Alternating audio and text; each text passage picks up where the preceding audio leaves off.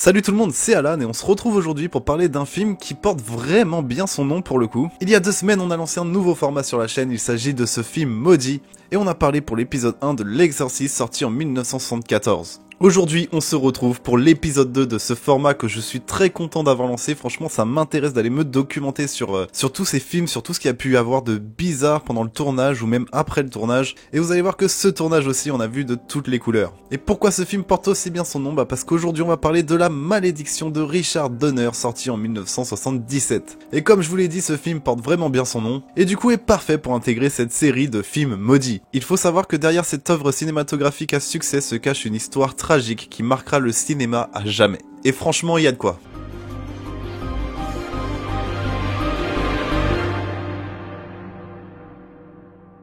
La Malédiction est l'histoire d'une famille qui va être confrontée à des événements surnaturels et troublants après l'adoption d'un mystérieux enfant, mais c'est pourtant ce qui va se passer dans les coulisses qui va nous intéresser, car il y aura des événements tout aussi troublants que le film lui-même. Évidemment, un peu à la sauce L'Exorciste, tout a commencé avec des séries d'événements un peu étranges, et surtout des séries d'incidents qui vont toucher directement l'équipe du film. Des problèmes de santé graves, des incidents de la vie quotidienne, mais qui tous semblaient être liés à la production du film. Donc forcément, à partir de là, une grosse rumeur de malédiction commence à tourner autour du film, exactement comme L'Exorciste en 1974. Mais le drame s'est vraiment intensifié lorsque le chef opérateur Gilbert Taylor a été frappé par une grave maladie pendant le tournage. Et là je vais vous citer une liste d'accidents qui a pu avoir lieu par rapport au tournage, et je vous avoue, c'est assez ouf. Pour commencer, il y a les avions respectifs de Gregory Peck, l'un des acteurs principaux du film, et de Marcel Neufeld, je sais pas si je le prononce bien, mais le producteur du film. Ces deux avions furent tous deux frappés par la foudre alors qu'ils se rendaient à Londres pour le tournage. Il y a également à l'époque l'IRA qui enchaînait les attentats. Et bah forcément, ça n'a pas loupé. Lorsqu'une partie de l'équipe du film a décidé de se réunir dans un petit restaurant, ils pensaient juste faire un brainstorming et manger tranquille entre eux, sauf qu'ils se trouvaient dans ce restaurant le 12 novembre 1975, et une bombe liée à l'IRA explosa exactement le même jour. Il y a également une autre histoire avec un avion qui va rejoindre une histoire que je vais vous raconter plus tard dans une réserve africaine, mais en gros une partie de l'équipe du film avait loué un avion pour pouvoir filmer des scènes vues du ciel, sauf qu'à ce moment-là, le propriétaire de l'avion trouve un client, plus aguicheur, et décide de prendre ce client au lieu de l'équipe de tournage. Et lorsqu'il était en vol avec ce fameux client justement, l'avion s'est écrasé en percutant un vol d'oiseau.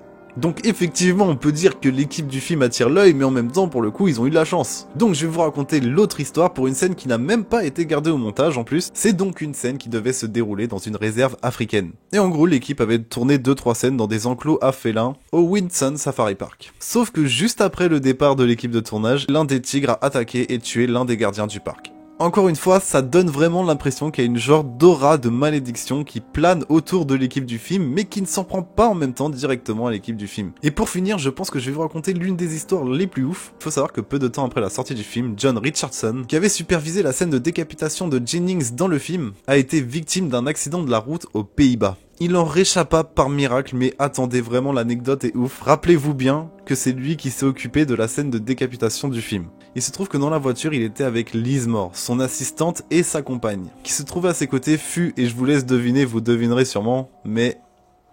Et vous l'aurez compris, elle est bien décapitée. Elle s'est retrouvée décapitée suite à l'accident. Ah, je vous ai dit que l'histoire d'avant c'était pour finir. Non, il en reste encore une petite. Peu de temps après la sortie du film, le jeune acteur principal, Harvey Stephens, a été victime lui aussi d'un accident de la route. Et pour le coup, le public a vraiment été horrifié par cette série d'accidents tragiques qu'il y a pu avoir. Tous les petits événements de l'exorcisme, on sait pas aussi si c'est de la com de la part du réalisateur. On en a parlé dans la vidéo précédente, mais voilà, il y avait un petit côté où est-ce que la malédiction n'a pas été construite de toutes pièces. Évidemment, il y a eu des situations hasardeuses qui fait que bon, il y a eu des décès à la suite, mais là, pour le coup, on a vraiment l'impression qu'autour de ce film, La Malédiction, il y a une vraie aura. Et en tout cas, le public, à l'époque, suite à tous ces événements vraiment tragiques pour le coup, le public, il ressentait vraiment cette aura et c'était presque au-delà de la rumeur, c'était un fait en fait. Il y avait vraiment une malédiction qui tournait autour du film, La Malédiction. Et ça a vraiment donné à ce film une aura de tragédie bien réelle. Au-delà de la superstition, ce qui est certain, c'est que La Malédiction a laissé une empreinte indélébile dans l'histoire du cinéma. Avec son succès commercial et ses performances acclamées, le film s'est fait sa place comme L'Exorciste dans le panthéon des classiques des films d'horreur. L'histoire tragique de La Malédiction est un rappel poignant que derrière chaque chef-d'œuvre cinématographique se cachent parfois des histoires sombres et tragiques.